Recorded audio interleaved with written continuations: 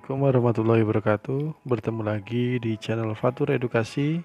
Pada kali ini kita akan melanjutkan pembelajaran di yang tema kedua, subtema yang kedua, pembelajaran yang pertama. Jangan lupa sebelum belajar, silahkan kalian berdoa terlebih dahulu agar nanti apa yang disampaikan dapat memberikan manfaat bagi kita semua. Serta jangan lupa klik like, komen, dan subscribe terlebih dahulu bagi yang belum, dan silahkan share video ini sebanyak-banyaknya agar memberikan manfaat bagi kita semua. Dan selamat belajar. Oke, kita akan mulai pembelajaran terkait dengan pentingnya udara bersih bagi pernapasan.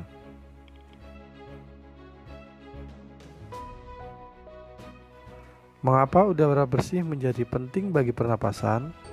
Salah satu manfaat udara bersih adalah ketika tubuh menghirup udara yang segar dengan kualitas oksigen yang baik, membuat tubuh Anda tidak mudah jatuh sakit. Karena udara yang kotor juga merupakan salah satu sarana masuknya virus serta bakteri ke dalam tubuh yang menjadi penyebab utama penyakit. Jadi udara bersih sangat diperlukan dalam pernapasan. Nah, selanjutnya, mengapa kita harus menghirup udara segar? Karena udara segar penuh dengan oksigen yang penting untuk setiap sel dalam tubuh. Menghirup udara segar membantu paru-paru membesar lebih optimal dan membersihkan lebih efektif, serta meningkatkan asupan oksigen dan memberikan tambahan energi. Jadi, udara segar dapat membantu meningkatkan asupan oksigen dan menambah energi kita. Nah, selanjutnya, penyebab terjadi gangguan pernapasan itu ada beragam. Pada pembelajaran kali ini kita akan membagi penyebab terjadinya gangguan pernapasan ke dalam 3 hal. Yang pertama adalah karena faktor fisik, yaitu adanya kelainan pada organ pernapasan dapat menyebabkan gangguan pernapasan. Misalnya pada bayi lahir dini atau prematur, organ pernapasannya mungkin belum sempurna sehingga memerlukan alat bantu pernapasan. Jadi ternyata faktor fisik seseorang juga bisa mempengaruhi gangguan pernapasan pada diri sendiri atau pada orang tersebut. Tadi dicontohkan adalah bayi yang lahir dengan prematur. Selanjutnya, faktor penyakit. Yang kedua, faktor penyakit. Banyak penyakit yang menyebabkan gangguan pada pernapasan, misalnya influenza, asma, bronkitis, emfisema, dan kanker paru-paru. Jadi ada beberapa gangguan pernapasan yang disebabkan oleh faktor penyakit. Pilek dan flu atau dalam istilah ini dikatakan dengan influenza merupakan gangguan kesehatan yang membuat tubuh tidak merasa nyaman.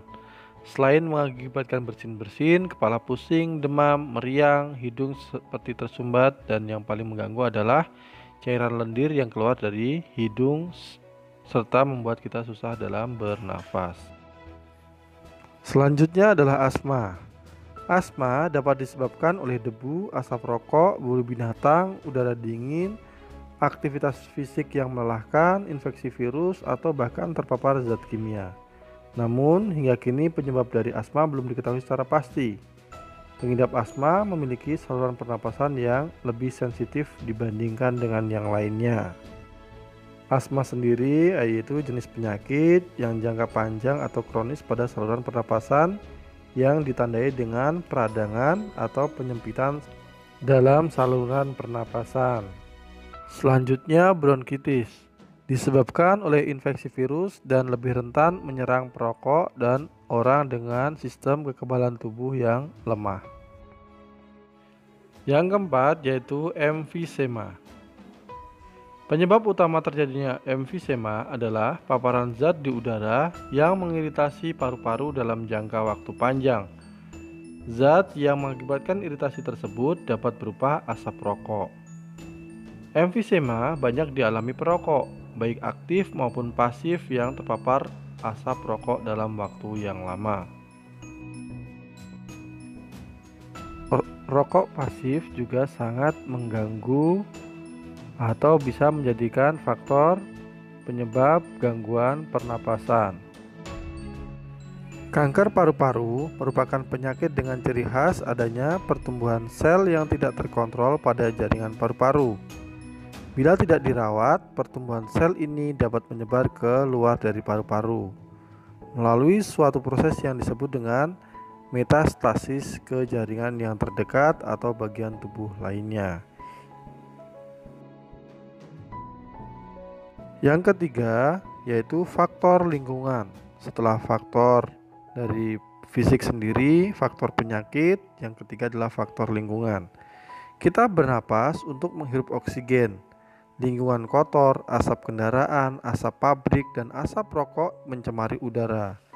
Dan udara yang tercemar menyebabkan ketersediaan oksigen menipis, sehingga kita merasa sesak saat bernafas.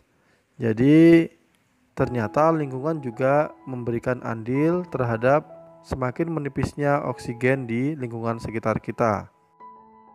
Contoh sederhana adalah misalnya asap rokok yang berada di lingkungan kita atau di sekitar kita tanpa kita sadari juga bisa mampu menipiskan lapisan oksigen yang ada serta menjadikan kita kesulitan bernafas atau menghirup udara kotor yang bercampur dengan zat kimia yang keluar dari rokok tersebut.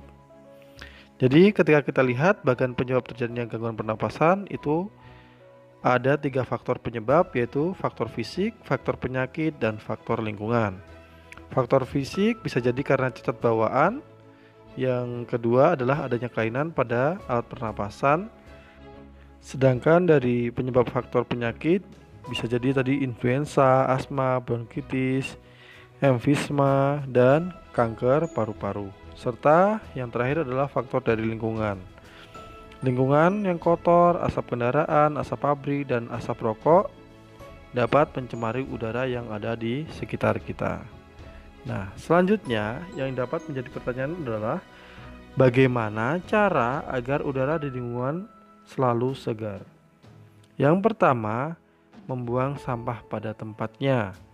Yang ketiga, hindari tebang liar atau menebang pohon secara liar. Yang ketiga, membersihkan lingkungan setiap hari. Yang keempat, menanam hutan yang telah gundul. Yang kelima, menanam pohon di pinggir jalan kota.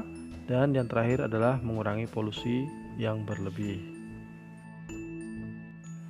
Membuang sampah pada tempatnya. Mengapa Bapak masukkan pada poin yang pertama? Karena sering terjadi di lingkungan sekitar kita banyak sekali yang membuang sampah tidak pada tempatnya dan ternyata juga menimbulkan polusi udara di sekitarnya, menimbulkan aroma yang tidak sedap.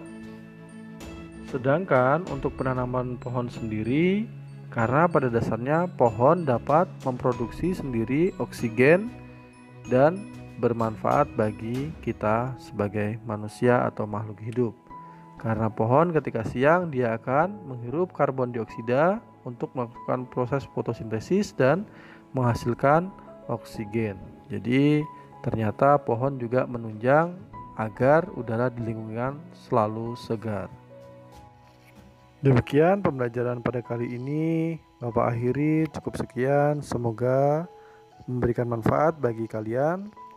Jangan lupa klik like, komen, dan subscribe terlebih dahulu bagi yang belum. Silahkan share video ini sebanyak-banyak agar memberikan manfaat bagi teman-teman kalian yang berada di rumah sedang belajar mandiri. Oke, Bapak akhiri. Assalamualaikum warahmatullahi taala wabarakatuh.